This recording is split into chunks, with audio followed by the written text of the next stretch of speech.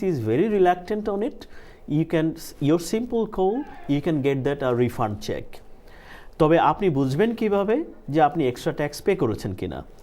আপনি আপনার নিকটস্থ কোনো প্রফেশনালের সাহায্য নিতে পারেন, কিংবা অবভিয়াসলি আপনি যেহেতু জানেন যে 10,600 পর্যন্ত আপনার 20% ট্যাক্স নেই, মানে তারপরে 20% ট্যাক্স দিতে হচ্ছে, you can also have a glimpse. Then you can call HMRC with your copy of 2P60, and I'm sure the HMRC within 4 to 6 weeks এর মধ্যে they can sort out your repayment or refund. I think caller, you got your answer. Thanks for your call. Okay, thank you for the answer. We have another call. Assalamu alaikum viewer. You are live on 18 Bangla, your accountant. Yes. জি, আসসালামু আলাইকুম। আমি একটা জিনিস জানতে চাচ্ছিলাম, সেটা হচ্ছে আমি গত বছর অ্যাজ এ সোল ট্রেডার হিসাবে ইয়ে করছিলাম HMRC তে, which is I have a unique taxpayer reference. তো আমি আসলে কিছু ক্লোদিং চায়না থেকে ইম্পোর্ট করে নিয়ে আসছিলাম। ওই ভাই যেটা বলতেছিলেন যে আমার ইউআর নাম্বার আছে, but I didn't register with VAT. Anyway, so আমি যখন মালটা ইম্পোর্ট করে নিয়ে আসছি বাই এয়ার, যখন আমি 20% VAT, 12% আমি ইম্পোর্ট ডিউটি দিয়ে নিয়ে আসছি, এখন আমি কিছু মাল সেল করছিলাম ইউরোপিয়ান কাস্টমার কাছে। আমি কোয়েশ্চেনটা হচ্ছে যে আমার এই VAT-টা আমি কিভাবে এই জিনিসটা আমি ইয়ে করব, because one of the customer he asked me about my VAT number. So আমি তো VAT রেজিস্টার্ড না, বিকজ আমি 80,000 আমি ইয়ে করি নাই। এখন আমি এইটা একটা প্রশ্ন। আরেকটা প্রশ্ন হচ্ছে যে চায়না থেকে যে আমি গোস্টটা আনছি, এটা আমি ও কিছুটা আন্ডার ইনভয়েসে ইয়ে করে দিয়েছিল আর কি। What will be complication when I submit the self assessment? Thank you very much. Thank you caller. So এখানে কিছু কিছু বিষয় ঘটে গেছে, যেটা আসলে আপনি প্রথমে জিনিসটা ইম্পোর্ট করেছেন through URI, you rightly paid VAT। না, দুইটা সিচুয়েশন হয়েছে, যে আপনার এক ইউরোপিয়ান কাস্টমার আপনার ভ্যাট নাম্বারটা চাচ্ছে, যেটা আপনার কাছে নেই, এটা একটা সমস্যা। আর সেকেন্ডলি আপনি চাচ্ছেন কিভাবে সেই ভ্যাটটুকুকে ক্লেম করা যায়। তো প্রথম আনসার, আপনি চাচ্ছেন কিভাবে আপনি ভ্যাট নাম্বার ইউরোপিয়ান কাস্টমারকে দেবেন। যেহেতু আপনি ভ্যাট রেজিস্টার্ড না, আপনি দিতে পারছেন না, সিম্পল আনসার। এতে এমন মনে হতে পারে যে আপনি ইউরোপিয়ান কাস্টমারটা হয়তো বা মনে করতে পারে যে আপনি অতটা বিগ ট্রেডার নয়। সো এখানে একটা ইমপ্রেশনের প্রবলেম হতে পারে, nothing else. So there is no complicacy. You can easily tell your client that you are not VAT registered yet. কিন্তু আপনি যদি সেটা বলতে না চান, তাহলে I am afraid VAT registration ছাড়া আপনার কোনো উপায় নেই। First question. দেন সেকেন্ডলি আপনি বলেছেন যে কীভাবে আপনি ভ্যাটটুকু ক্লেম করতে পারেন। আবারও একই কথা, আপনি যদি ভ্যাট রেজিস্টার্ড না হন, তাহলে কিন্তু আপনি সেটা ক্লেম করতে পারবেন না। গুড নিউজ হলো, আপনি কিন্তু গুডসের জন্য you can go back up to 4 years. 4 years. As long as you have the stock of that. As long as you have that on stock. আপনার কথা শুনে যতটুকু মনে হলো যে কিছু স্টক আপনার কাছে রয়ে গেছে। তা আপনি যদি যে স্টকগুলো রয়ে গেছে সেই স্টকগুলোর জন্য ভ্যাট পে করে থাকেন, তাহলে কিন্তু আপনি এখন ভ্যাট রেজিস্ট্রেশন করলেও সেই ভ্যাটগুলো ক্লেম করতে পারছেন, এবং আপনি আপনার ইউরোপিয়ান ক্লায়েন্টকে ভ্যাট নাম্বারটাও দিতে পারছেন। তো it seems win win situation for you. তো আমার মনে হয় যে আপনি মোটামুটি একটা ক্যালকুলেশন করেন যে কোন দিকে গেলে আপনার ভালো হয়। দরকার হলে কোনো অভিজ্ঞ লোকের হেল্প নেন।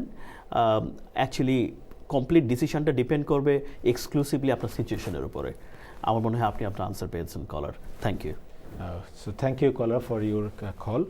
So before answering all these audience call, viewers call, we are discussing about the third question from email, and you are talking about EORI and regards to VAT registration. So if you right, যেহেতু কোশ্চেনটা সম্পূরক, আমি আবারও repeat করছি যে ভদ্রলোক বললেন যে উনি একটা ব্যবসাতে ইওআরআই দিয়ে ভ্যাট ক্লেম করেছেন, এখন কিভাবে ক্লেম করবেন সেটা আমরা বলছিলাম যে আপনাকে কিন্তু যে কোনো ব্যবসা করার জন্যই you need a good planning. আপনার ফোরকাস্টটাই যদি এরকম হয় যে basically you will be doing business across the world, you will be doing in Europe, US, UK, একটু মনে রাখবেন যে ভ্যাট নাম্বার থাকাটা কিন্তু it's a kind of beneficiary.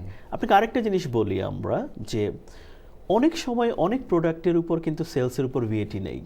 মনে করেন আপনি বাংলাদেশ থেকে প্রোডাক্টটা আনছেন, এনে ইউরোপে বিক্রি করছেন, তাহলে কিন্তু সেলসের উপর কোনো ভ্যাট নেই, standard zero rate. export. But good thing you can claim your VAT. তাহলে যদিও আপনি 82,000 ক্রস করছেন না, কিন্তু ভ্যাট রেজিস্ট্রেশনটা কিন্তু give you some extra benefit because আপনার কস্ট প্রাইসটা কিন্তু কমে যাচ্ছে। সো আপনারা যারা এক্সপোর্ট ইম্পোর্টের সাথে জড়িত, আমি মনে করব যে প্ল্যানিংটা, do the planning right, do the numbers correct before you either go for VAT registration or don't go for VAT registration. This is quite important because planning is important before you do anything. Because once you are VAT registered, you have to, if it's a standard rate product you are selling or services, you have to charge your customer the VAT, and that can increase your the price. এবং ডাউনসাইডও আছে, যেহেতু VAT manage করার জন্য আপনাকে time দিতে হবে, প্রত্যেকটা সেলসের উপর আপনাকে ইদার এটা ভ্যাটেবল নাকি নন ভ্যাটেবল সেটা ডিসাইড করতে হবে। So this is bit of time consuming also. So আপনি এটা প্রস এবং কনস দুইটা বিবেচনা করার পরেই রাইট ডিসিশন নেবেন, আই উড সে। আর before you go to somewhere else, একটা জিনিস আমরা ব্রেকে দেখলাম যে we received few text message.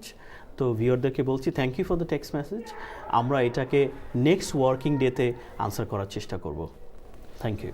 Okay, so we can start from where actually you finished last episode. Right. We discussed about VAT registration, compulsory registration, voluntary registration.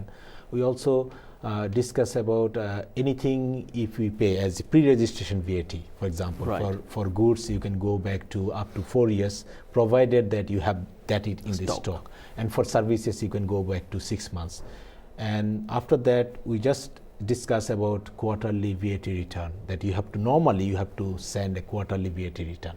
So if you can just discuss other aspect of VAT, including the quarterly VAT return, when you have to send it, and do you have any other scheme? Because it seems that quarterly VAT return might not be a good thing for everyone if you're a small business. So we have, say, annual scheme, so if you can discuss about that as well. Thank you Dabir ভাই। V A T value added tax itself is a very vast area. এটাকে আসলে একটা, দুইটা কিংবা 10টা এপিসোডে cover করাও difficult. আমরা চেষ্টা করে যাচ্ছি। তা আমরা অবভিয়াসলি প্রত্যেক প্রোগ্রামে চেষ্টা করি যে রেগুলার যে প্রবলেমগুলো ক্রিয়েট হয়, রেগুলার আমাদের কাছে ক্লায়েন্ট এসে যখন প্রবলেমগুলো ডিসকাস করেন, সেইগুলোই আপনাদের সাথে শেয়ার করতে, সো ইউ গেট বেনিফিটেড। আপনি যেটা বললেন যে আমরা সোফার ভ্যাটের রেজিস্ট্রেশন থ্রেশহোল্ড, রিকোয়ারমেন্ট, কী কী ডকুমেন্টস লাগবে, কোথায় কোথায় আমাদেরকে কেয়ারফুল হতে হবে, সেই সমগ্র জিনিসগুলো আমরা মোটামুটি আলোচনা করেছি। আপনারা যারা আমাদের প্রিভিয়াস এপিসোডগুলো মিস করেছেন, তারা অবভিয়াসলি ইউটিউবে ইয়োর অ্যাকাউন্টেন্ট কিংবা এটিএন বাংলা ইউকের পেজে গিয়ে দেখতে পারেন। আর তার চেয়ে বড় কথা, আপনারা ফেসবুকেও ইয়োর অ্যাকাউন্টেন্ট নামে পেজে যদি লাইক দেন বা শেয়ার দেন, তাহলে সেখানে কিন্তু আমাদের সব ইউটিউবের লিঙ্ক আছে। তার চেয়ে বড় কথা, আমাদের ইমেল অ্যাড্রেস এবং টেক্সট মেসেজের জন্য আপনাদেরকে স্ক্রিনে নাম্বার দেওয়া আছে। আপনারা যদি সেটাতেও যোগাযোগ করেন, তাহলেও আপনারা আপনাদের এনি কোয়েরিজ আনসার পাবেন।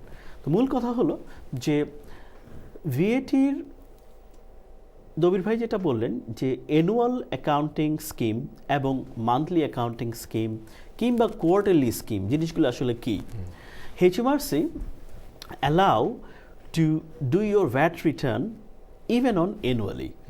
লাইক লেটস সে আপনি একটা ছোট businessman, small and medium trade, now আপনি মনে করছেন যে 3 মাস পর পর ভিএটি রিটার্ন করাটা আপনার জন্য একটু it's a burden, it's a lot of admin cost. You can also go for annual accounting scheme. মনে করেন আপনি জানুয়ারি 1 থেকে ব্যবসা শুরু করেছেন এবং ডিসেম্বর এন্ডে আপনার ইয়ার শেষ, তাহলে যেটা হবে, January to December this 12 months return you can do on following year end of January. তাহলে আপনার কাছে প্ল্যানিং করার জন্য হোল 1 year আছে, প্লাস 1 মাস আছে রিপোর্টিং করার জন্য। তো একটা জিনিস মনে রাখতে হবে, এক্ষেত্রে পেমেন্টটা কিন্তু অন সাম বেসিস করে যেতে হবে। Most of them based on if you have previous VAT return, previous year, you pay like 10% of your previous year.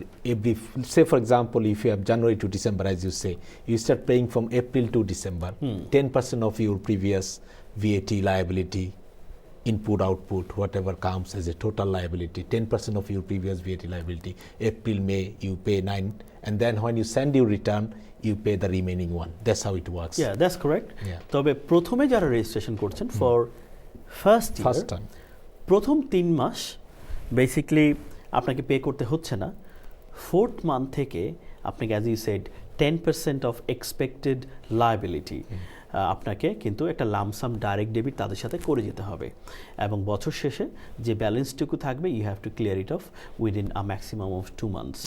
তাহলে অ্যানুয়াল অ্যাকাউন্টিং স্কিমের আসলে বেনিফিটটা কি? এটা বেনিফিটটা হলো যে আপনার অ্যাডমিন ওয়ার্ক কমে গেল, আপনি পুরো বছরের পিকচারটাকে একসাথে দেখতে পারলেন, এবং যারা স্মল অ্যান্ড মিডিয়াম ট্রেড অনেক সময় ভ্যাট রেজিস্ট্রেশন করেন, শুরুতেই কিন্তু ভ্যাট কালেক্ট করাটা ডিফিকাল্ট হয়। আপনি হয়তো আপনার কাস্টমার বেসকে বলবেন now we are VAT registered so you got to pay us VAT, কিন্তু they will also need some time to absorb your extra fees. They need planning as well. They need planning as well. তাহলে annual অ্যাকাউন্টিংয়ের যে benefit সেটা হচ্ছে যে you are getting more time to plan, less admin fees, you have more time to pay your bills. We have to take a call, Mr. Ujit. Surely, thank you. Hello, viewer. Assalamu alaikum. Hello. Hello, Assalamu alaikum. Alaikum assalam. Yes, you can have your question, please. Okay. Sorry, let me just put my computer. Hello, caller. আপনি একটু জোরে বলবেন, please. Yes, Assalamu alaikum. So the question is this. If I have a house, আপনার কথাটা বোঝা যাচ্ছে না। Hello, কলার। TV ভলিউমটা আপনার টিভি ভলিউমটা কমিয়ে কথা বলবেন, প্লিজ। হ্যালো, আমরা কলারকে হারিয়ে ফেলেছি।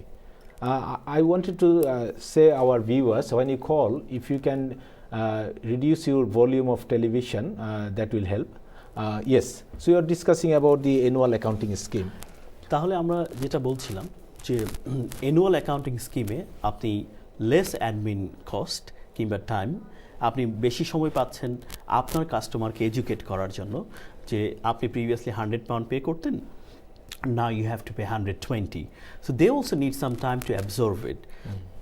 So সেক্ষেত্রে তাদের টাকাটা আসার পরেই আপনি ভ্যাটের লায়াবিলিটি দেওয়ার একটা সুযোগ পেয়ে যাচ্ছেন। So these are the all benefits of annual accounting scheme. Obviously, for some trade, when you over the threshold, you might need to do mandatorily monthly VAT return, so that you can obviously double check if you are a big organizations.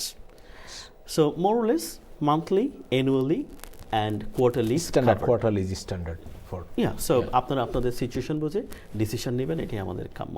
So for annual accounting scheme, VAT scheme, you have a threshold which is 1.3 million. Yes, I mean, if আপনার turnover যদি 1.3 মিলিয়নের বেশি হয়, তাহলে কিন্তু আপনি annual অ্যাকাউন্টিংয়ে থাকতে পারবেন না। সো এটা provided, thanks for adding that. And when we talk about the quarterly VAT return, the deadline is 1 month and 7 days. ঠিক আছে, আমি একটা উদাহরণ দিয়ে বোঝাচ্ছি। যদি আপনি কোয়ার্টারলি ভ্যাট রিটার্ন করেন, মনে করেন আপনি জানুয়ারি, ফেব্রুয়ারি এবং March, this 3 months, your quarter ended March, then you have another month and 7 days if you do online.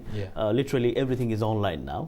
So you have 1 month and 7 days time to do your return and to pay the right tax. So return and tax is same time actually. Same time, but একটু বলে রাখি, আপনি যদি direct ডেবিটটা set up করেন, basically পেমেন্টটা কিন্তু 7 তারিখে যায় না, এটা নর্মালি 10-11 তারিখে যায়, যদিও বলে রাখা হয় যে you have to pay by 7th, but when you set up the direct debit, headache is theirs, not yours. So you got a bit breathing space. Yeah, you got a bit of breathing space. Okay. So we discuss about the annual accounting scheme, but we do have another accounting scheme which is flat rate. Right, আমরা annual accounting scheme, quarterly, monthly স্কিমগুলো নিয়ে আলোচনা করলাম। Good, this is one aspect. Now VAT can be calculated on different method. আমরা একটু আগে যে আলোচনাটা করলাম সেটা আসলে যে আপনি পিরিয়ডগুলো নিয়ে কথা বললাম, যে আপনি কি মান্থলি করবেন, অ্যানুয়ালি করবেন, নাকি কোয়ার্টারলি করবেন। কিন্তু এই যে আপনি কোয়ার্টারলি করছেন, মান্থলি করছেন কিংবা ইয়ারলি করছেন, ক্যালকুলেশনটা আসলে কিভাবে হবে? আপনি কি 20% পে করবেন, নাকি 5% পে করবেন, নাকি 14% পে করবেন? There could be so many things. Now বিভিন্ন টাইপসের মধ্যে আমরা এক এক দিন এক একটি টপিক আশা করছি গ্র্যাজুয়ালি আলোচনা করতে পারবো।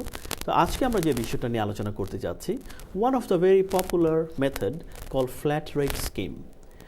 আপনারা হয়তো বা শুনে থাকবেন FRS, flat rate scheme of VAT. আসলে ফ্ল্যাট রেট স্কিম অফ ভিএটিটা কি? মনে করুন আপনি এমন একটা ট্রেডে যেখানে আপনি যা কিনছেন কিংবা যেই সার্ভিসগুলো নিচ্ছেন সেখানে কোনো ভিএটি নেই, বা যদিও থাকে খুব কম পরিমাণ। খুবই কম পরিমাণ। Let's think about you are a management consultant, financial consultant, you are a IT contractor. আপনি তাহলে কি করছেন? আপনার আন্ডারে কিছু সাবকন্ট্রাক্টর কাজ করছে কিংবা আপনি কনসালটেন্সি দিচ্ছেন। আপনার মেইন খরচটা আসলে কি? জাস্ট একটা office rent and salary. Office রেন্টে যদিও কিছু ভ্যাট থাকতে পারে কিন্তু স্যালারিতে কিন্তু কোনো ভ্যাট নেই। Outside the scope. Outside the scope it's another tax. তাহলে কি হচ্ছে? আপনার যে মেজর খরচ সেখানে কোনো ভ্যাট নেই, কিন্তু আপনার টার্নওভার যেহেতু ওভার 82 আই এম অ্যাসিউমিং, আপনাকে কিন্তু আপনার সেলসের উপর ভ্যাটটা চার্জ করতে হচ্ছে। তাহলে কি হচ্ছে? আপনি 20% ভ্যাট চার্জ করছেন, কিন্তু on the other side you can't claim anything back, so it's very expensive for you. Well, HMRC then introduced যে আপনার সিচুয়েশনটা যদি এরকম হয় যে আপনি ইনপুট ভিএটির পরিমাণ সেরকম নয়, শুধুমাত্র আউটপুট ভিএটিটাই বেশি, then you can pay a flat rate. You can pay a flat rate. So how it works, ধরে নিলাম আপনি এমন একটা সেক্টরে, let's say IT contractor, as per HMRC current guideline, the flat rate scheme rate is 14.5% of your gross income. And So that inclusive VAT when you calculate. yes, inclusive VAT. So let me explain a little bit more. মনে করেন এবছর আপনি as a IT contractor কিংবা management consultant, financial consultant, your revenue was 100,000 plus VAT. So your income was 120,000. Now, if আপনি যদি standard মেথডে হতেন তাহলে আপনাকে ভ্যাট দিতে হতো 20,000, কিন্তু আপনি যদি FRS-এ আসেন তাহলে আপনাকে ভ্যাট দিতে হচ্ছে 14.5%. So you saving quite a lot of money, provided 14.5% will be on 120,000. So একটা ক্যালকুলেশনে যেটা দেখা গেছে, your net saving comes around 3%.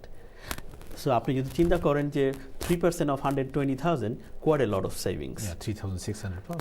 3,600 pounds. You can pay off your accountant, pay off your bills, pay off your so many things. You can go for holidays. Yes, why not? So flat rate স্কিমের বিউটিটা হলো এরকম যে আপনি, এবং তার চেয়ে আরেকটা benefit হলো ইয়ার 1 you will get 1% discount. So year 1 you're not paying 14.5%, you're just paying 13.5%. That's even cherry on the cake. Yeah. So flat rate scheme is good for those kind of businessmen where you have no input VAT, but you have to charge VAT to your clients. So that is really important. Please, I mean, we have to be careful on this. We are nearing to finish our program today, but only thing I wanted to say, is there any threshold for that? For flat rate, obviously, আপনার turnover যদি 150,000